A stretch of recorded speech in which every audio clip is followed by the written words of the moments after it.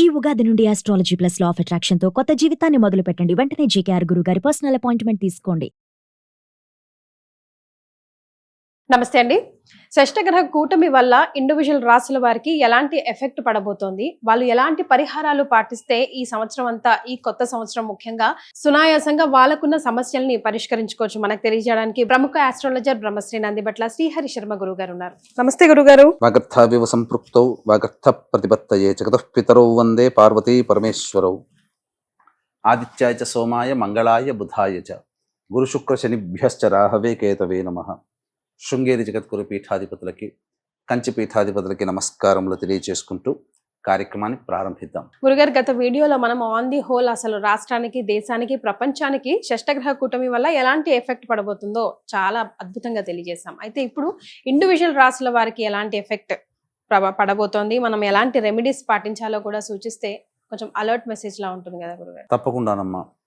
మనకు ఆల్రెడీ 29వ తారీఖు రోజు వరకు 5 గ్రహాల కూటమి ఏర్పడుతుంది. 29వ తారీఖు రాత్రి శని భగవాన్ల వారు కూడా ప్రవేశించేసి షష్టగ్రహ కూటమిని ఏర్పరుస్తున్నారు. ఈ షష్టగ్రహ కూటమి శని జాయిన్ అవ్వడంతో ఏర్పడుతుంది. 29వ తారీఖు రాత్రి 30, 31 వరకు కూడా దీని ప్రభావం ఉంటుంది, షష్టగ్రహ కూటమిలోనే ఉంటుంది. మనకు 30వ తారీఖు రోజునే ఉగాది కూడా ప్రారంభమవుతుంది. విశ్వావసునామ సంవత్సర ఉగాది. 29వ తారీఖు రోజునే యాక్సిడెంటల్ గా గ్రహణం కూడా, సూర్యగ్రహణం కూడా ఏర్పడుతుంది. రాహుగ్రస్త సూర్యగ్రహణం. అంటే ఈ మీన రాశిలో 5 గ్రహాలు 29వ తారీఖు రోజున శని భగవానుల వారితో కలిపి 6 గ్రహాలు ఏర్పడడం. అయితే మనకు పరాశరుల వారి ప్రకారం కనుక, బృహత్ పరాశర హోరాశాస్త్రం ప్రకారంగా చూసుకుంటే రాహుకేతులని గ్రహాలుగా చూడలేదు. కాబట్టి ఒక రకంగా చెప్పాలంటే ఇది పంచగ్రహ కూటమి. ప్రస్తుతం రాహుకేతుల గ్రహ ప్రభావం కలియుగంలో ఎక్కువగా ఉంటుంది. పరాశరుల వారు ఎప్పుడో కృతయుగం నాటివాడు, అంతే కదా. కాబట్టి అంతటి వాడు కృతత్రేత ద్వాపర యుగం నాటి సంబంధించినటువంటి, ద్వాపర యుగంలో వస్తుంది ఆయన సంబంధించినటువంటి చర్చ. పరాశరుల వారు అనేటువంటిది వశిష్ఠుని కుమారులు, ఈ విధంగా.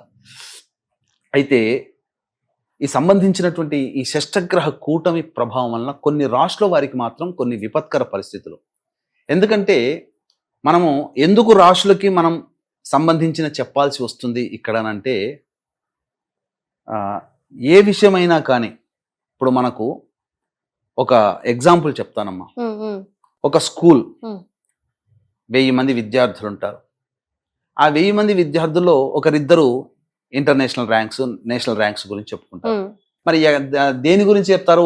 ఒక మనిషి వల్ల ఆ స్కూల్ మొత్తం గురించి చెప్పుకుంటారు కదా. ఆ స్కూల్లో ఒక్కడే చదవడు కదా, 1000 మంది విద్యార్థులు. కానీ అందరూ ప్రౌడ్ గా ఫీల్ అవుతారు కదా, మంచి జరిగిన, లేదా ఏదైనా స్కామ్ జరిగింది ఏదైనా డిపార్ట్మెంట్ లో, ఒక్కడి వల్ల మొత్తం అంతా ఆ డిపార్ట్మెంటే స్కామ్ గా మనం చూస్తాం కదా. ఇప్పుడు గాడ్సే గాంధీని చంపాడు. గాంధీని చంపిన తర్వాత ఏం జరిగింది? గాడ్సేని ఇంటి పేరు గల వాళ్ళే లేరు ఇప్పుడు. అలాగే షష్టగ్రహ కూటమి మనకు రాశులకి ఏంటి లింక్ అని అంటే, ఇది ప్రపంచవ్యాప్తంగా ఏర్పడుతుందమ్మ. కేవలం మన భారతదేశంలోనే కాదు, ప్రపంచవ్యాప్తంగా ఏర్పడుతున్నప్పుడు ఈ ప్రపంచవ్యాప్తంగా ఉన్నటువంటి జీవించేటువంటి మనుషుల మీద ఈ ప్రభావం ఉంటుంది. కాబట్టి ఈ షష్టగ్రహ కూటమి వలన కొన్ని రాశుల్లో జన్మించినటువంటి వాళ్ళకి మంచిది, కొంతమందికి యోగ కాలం. ఇప్పుడు మనకు ఉదాహరణకి మేషరాశి నుంచి మొదలు పెడదాం.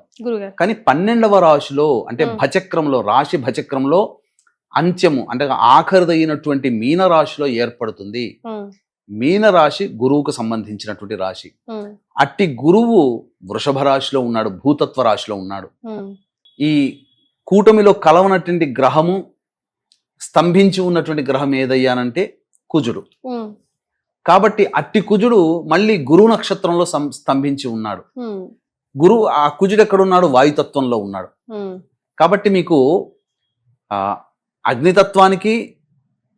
అగ్నితత్వానికి తప్ప భూతత్వము, వాయుతత్వము, తర్వాత జలతత్వానికి లింక్ వచ్చింది. అగ్నితత్వానికి లింక్ రాలేదు.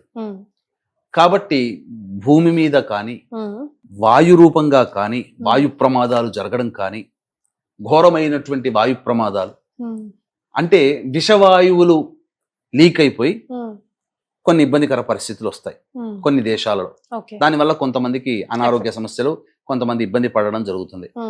వాయుతత్వంగా గనుక చూసుకుంటే గురుగారు.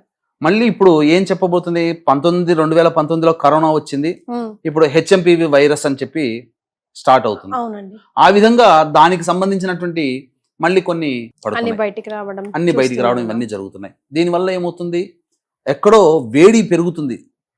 పసిఫిక్ మహాసముద్రం చుట్టూ ఉన్నటువంటి దేశాలలో దీని ప్రభావం ఎక్కువగా ఉంటుంది.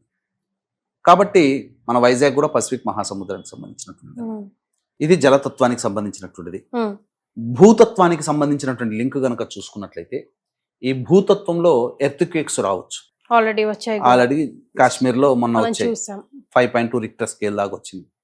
కాబట్టి ఏవైనా కానీ కొన్ని ప్రకృతి విపత్తులు జరగవచ్చు. కానీ ఈ ప్రకృతిలో మనం కూడా ఉన్నాం కాబట్టి అందున సదాచారాన్ని పాటించే ఏకైక హిందూ దేశము, సనాతన ధర్మాన్ని పాటించేది మన ఈ భారతదేశం. కాబట్టి భారతదేశంలో నివసిస్తున్నటువంటి ప్రజల్లో కొన్ని రాశుల్లో జన్మించినటువంటి వారికి మంచి, కొన్ని రాశుల్లో ఇబ్బందికర పరిస్థితులు. ముఖ్యంగా మేషరాశికి మనం చూసుకున్నట్లయితే ఇక్కడ కేవలం మీనరాశి అనేదే కాదమ్మా. ఈ మీనరాశిలో ఉన్నటువంటి 6 గ్రహాలు ఏవైతే ఉన్నాయో అవి కన్యా రాశి మీద కూడా ప్రభావం చూపుతున్నాయి. కన్యా రాశి మీద కూడా ప్రభావం చూపినప్పుడు ఏమవుతుంది తెలుసా, షష్టగ్రహ కూటమి కన్యా రాశికి వచ్చేసరికి అక్కడ కేతు ఉన్నాడు, 7 గ్రహాల ఇంపాక్ట్ కనబడుతుంది. దీనికి సంబంధించినటువంటి ఏ గ్రహాల ఇంపాక్ట్ అనేటువంటిది ముఖ్యంగా చూద్దాం. మేషరాశికి మనం బేస్ చేసుకుంటే శత్రుత్వ భావనలు పెరుగుతాయి. మేషరాశిలో జన్మించినటువంటి వాళ్ళకి శత్రువులు పెరుగుతారు, రుణములు చేయాల్సినటువంటి పరిస్థితి వస్తుంది, ధనపరమైనటువంటి కష్టములు ఉంటాయి, అలాగే ఎక్కువగా ఖర్చులు అనేటువంటివి జరుగుతాయి. ఇది చెప్పవచ్చు.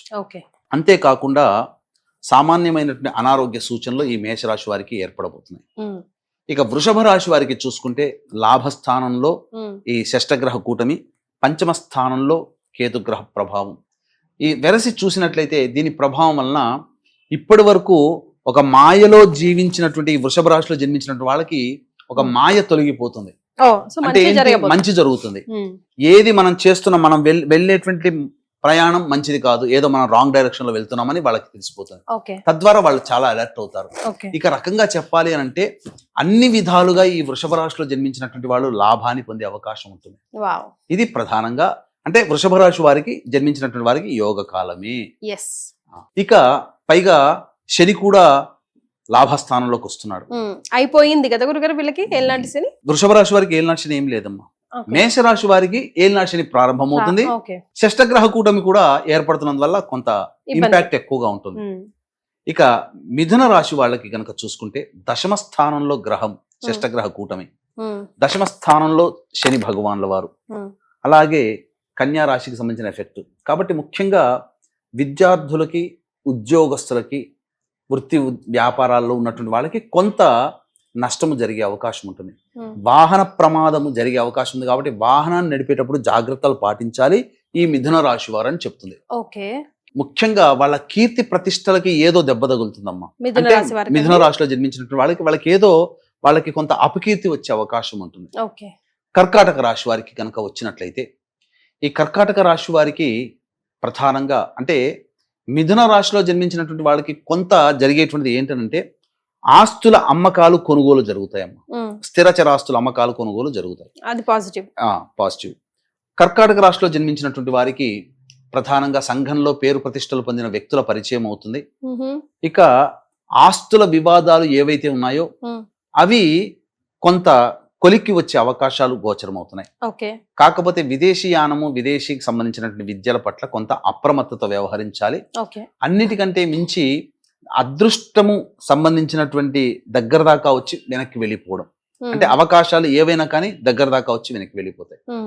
ఇక ఎఫెక్టివ్ గా ఉండేటువంటి ప్రభావం సింహరాశి వారికి ఉంటుంది.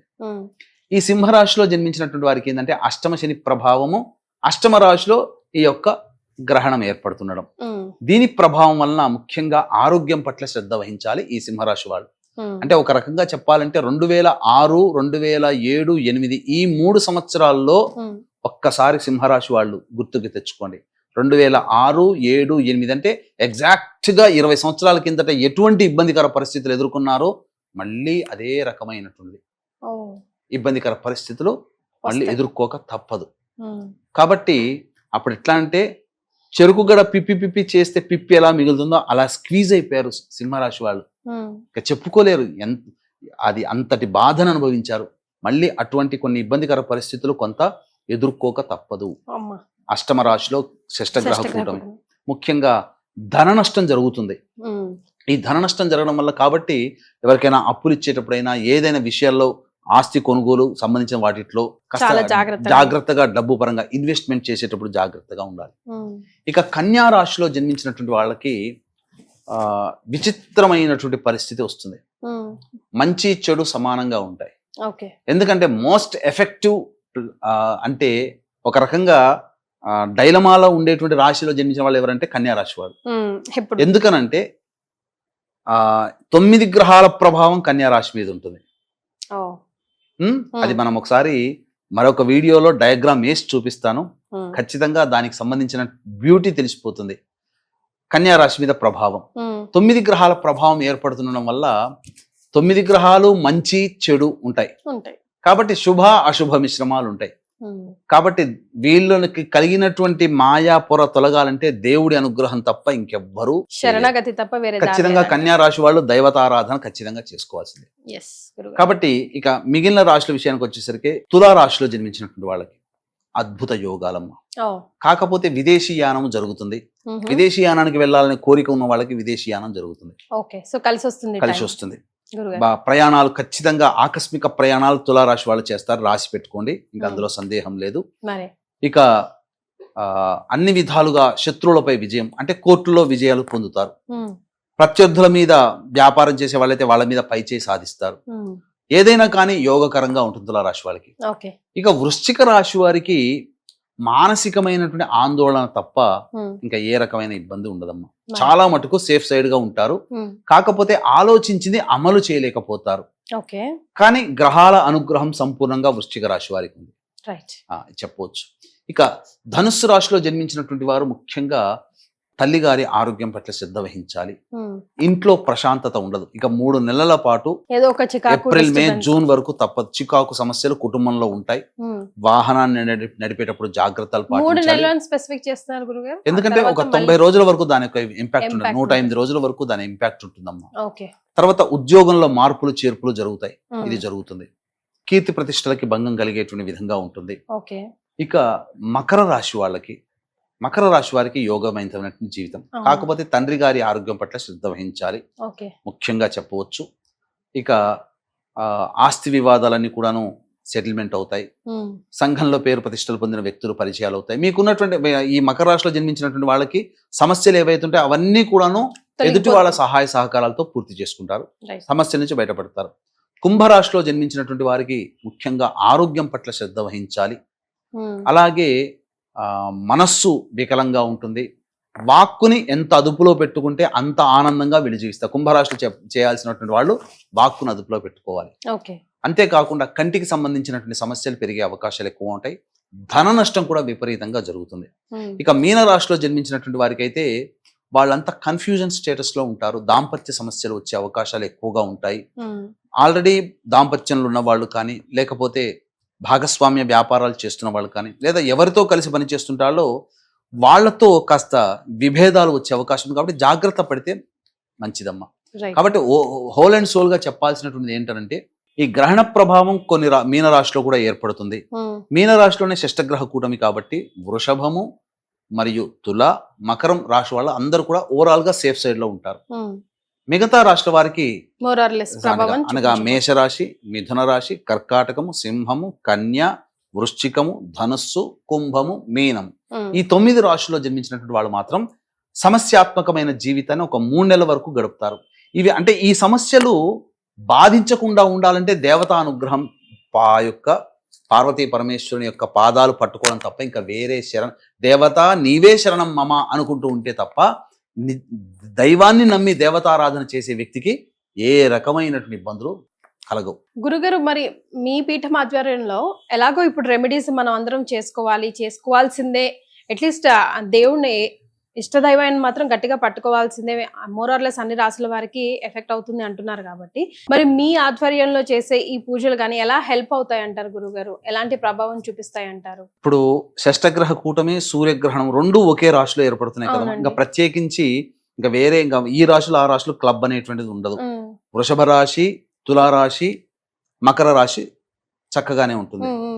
కానీ ఈ మిగిలినటువంటి మేష, మిథున, కర్కాటక, సింహ, కన్య, వృశ్చిక, ధనుస్సు, కుంభ, మీన రాశిలో జన్మించినటువంటి వారు మాత్రం కొన్ని ఇబ్బందికర పరిస్థితులు అనేటువంటివి భవిష్యత్తులో తలెత్తుతాయి. కాబట్టి వాళ్ళకి చేతనైనంతగా దేవతారాధన చేసుకోవాలి. లేదు మనకంత సమయం లేదు, మనం చేసుకునే విధానంలో సరిగ్గా చేసుకుంటామో లేదో ఒక దేవతానుగ్రహం, ఎందుకనంటే బలమైన దేవతని అనుగ్రహాన్ని పట్టుకోవాలి. కాబట్టి దశమహావిద్యలకు సంబంధించినటువంటి హోమాది కార్యక్రమాలన్నింటినీ విశేషంగా ప్రత్యంగిర హోమం జరుగుతుంది, తర్వాత బగళాముఖి హోమం జరుగుతుంది, వారాహి హోమం జరుగుతుంది, ధూమవతి హోమం జరుగుతుంది, అలాగే రాజశ్యామల హోమం జరుగుతుంది. ఈ 5 రకాలైనటువంటి హోమాలు చక్కగా జరుగుతాయి, పీఠమాధ్వర్యంలో జరుగుతాయి. అలాగే వివాహం కావాల్సిన అబ్బాయిలకి, అమ్మాయిలకి, ఉద్యోగ సమస్యల నివారణకి సంబంధించినటువంటి హోమాలు. అన్నిటికంటే ఇది కాలానికి అనుగుణంగా ప్రకృతిలో ఏర్పడేటువంటి సంబంధించింది కాబట్టి, కాలాన్ని శాసించేటువంటి వాడు కాలభైరవుడు కాబట్టి విశేషంగా కాలభైరవ హోమం అనేటువంటిది జరిపించడం జరుగుతుంది. రైట్. సో అలాగే ఇండివిజువల్ జాతకాన్ని చూసుకుంటే దశ అంతర్దశల్లో కూడా మళ్ళీ మొత్తం చేంజ్ అవ్వచ్చు కదా గురుగారు. సో అట్లా ఇన్ పర్టికులర్ గా మీరు చూపించుకోవాలి అని అనుకుంటే గురుగారు అపాయింట్మెంట్ కోసం కింద స్క్రోల్ అవుతున్న నంబర్ కి కాల్ చేయండి. గురుగారు, ముఖ్యంగా ఇక ఎండ్ చేసే ముందు ఈ షష్టగ్రహ కూటమి గురించి ప్రేక్షకులకి మనం ఏదైనా ఒక మంచి మాట చెప్పాల్సి వస్తే ఏం చెప్తారు? అంటే భయపడాల్సిన అవసరం అయితే ఏం లేదు. 2019లో వచ్చినటువంటి మహమ్మారిగా కాదు. ఎందుకనంటే ప్రతి 80 సంవత్సరాలకు ఒకసారి ఏదో ఒక విపత్తు వస్తుంది. భగవంతుడు కరుణామయుడు, దయామయుడు, మళ్ళీ మన మీద అంత ప్రభావం చూపడు. కాకపోతే కొంత ప్రకృతి వార్నింగ్స్ అనేటువంటి మనం చూస్తున్నాం. కాబట్టి మనం అలర్ట్ గా ఉంటే తప్పేంది? ఇప్పుడు ఏది జరిగినా విపత్తు విపత్తేనమ్మా. కాబట్టి ఇప్పుడు జరిగిన తర్వాత అంటే ఇప్పుడు మనకు ఏదైనా ప్రమాదం రాకముందు మనం దానికి నివారణ చర్య తీసుకుంటే సేఫ్ సైడ్ లో ఉంటాం. ప్రమాదం వచ్చిన తర్వాత అప్పుడు ఆకులు కాలేక చేతులు పట్టుకున్నట్టుగా ఉంటుంది. కాబట్టి ముందుగానే దానికి ఇప్పుడు అందుకే కదా సైంటిస్టులు కూడా పలానా సందర్భించి ఎత్తుకెక్కి వస్తున్నాయి, పలానా రోజుల్లో జాగ్రత్తగా ఉండండి అని చెప్పడం. అలాగే వర్షాలు కానీ ఏమన్నా సైంటిస్టులు చూపుతున్నారు, దాని ప్రభావం వల్ల మనం అలర్ట్ గా ఉంటున్నాం, సేవ్ అవుతున్నాం. అలాగే ఇది కూడా డాక్టర్లు కూడా అంతే. మనకు అన్ని టెస్టులు చేసిన తర్వాతనే కదా మనకి నీకు పలానా ఇది రాబోతుంది కాబట్టి జాగ్రత్తగా ఉండండి. అలాగే జ్యోతిష్య పండితులుగా మేము చెప్పేది కూడా భవిష్యత్తులో వచ్చేటువంటి ఇబ్బందులు అనేటువంటివి మన దాకా రాకుండా ఉండాలని అవి చెప్పి రావు సమస్యలు. కాబట్టి అవన్నీ మనల్ని బాధించకుండా ఉండాలంటే దేవతారాధన తప్పదు. ముఖ్యంగా ఇటువంటి దేవతల్ని అనగా ఈ ప్రత్యంగిర ఇటువంటి దేవతల ఆరాధన చాలా బలంగా ఉంటుందమ్మా. చాలా సంతోషం గురుగారు, ధన్యవాదాలు. సర్వం శ్రీ ఉమామహేశ్వర పరబ్రహ్మార్పణమస్తు.